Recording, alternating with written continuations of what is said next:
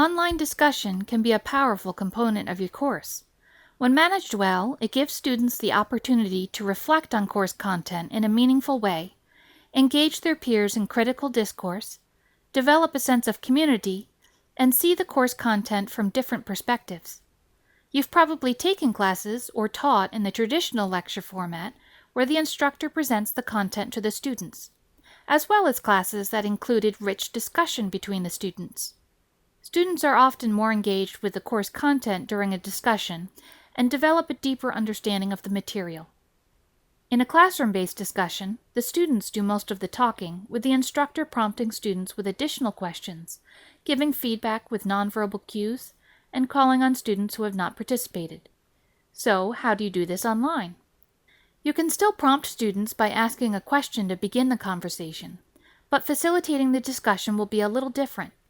It is tempting to address every post and every student, but this will actually stifle the discussion.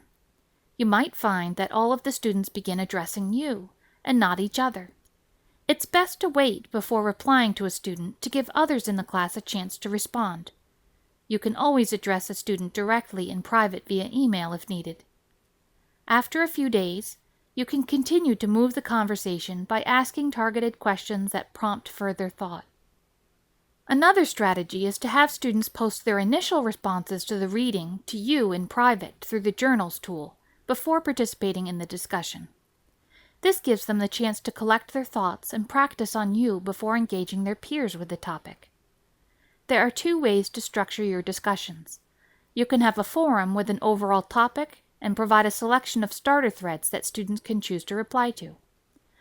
Or you can create a forum with a discussion prompt and allow students to create their own threads on topics.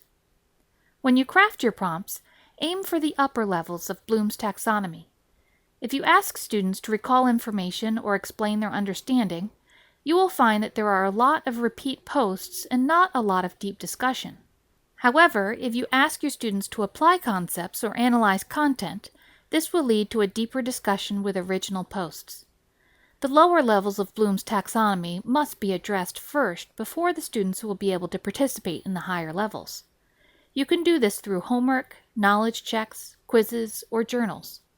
The more complicated levels of learning can be assessed through discussion forums, papers, projects, presentations, and case studies. To encourage participation, you might consider grading the forums. You can set this up by editing the forum settings and choosing the grading option. It is also advisable to include a rubric to evaluate student contributions. Make this rubric available to students so they know exactly what is expected of them when they participate in a discussion. You can do a simple rubric like this, or a more detailed and descriptive one, or even a checklist. The grading tool will collect all of the posts made by a particular student onto one screen. This makes it easy to see their contributions to the conversation. There is a place for you to enter a grade, and there is also a place to leave specific feedback to the learner. For example, you might write, "You did a great job citing the readings from this week in your post. Next time, try asking some thought-provoking questions to encourage your peers to participate more deeply with your posts." Another strategy for facilitating online discussions is to divide the class into discussion groups. If there are 30 students in the class, and each student is required to make one original post and 2 replies, then that means each student needs to read a minimum of 90 posts each week and try to contribute meaningfully. This can lead to cognitive overload.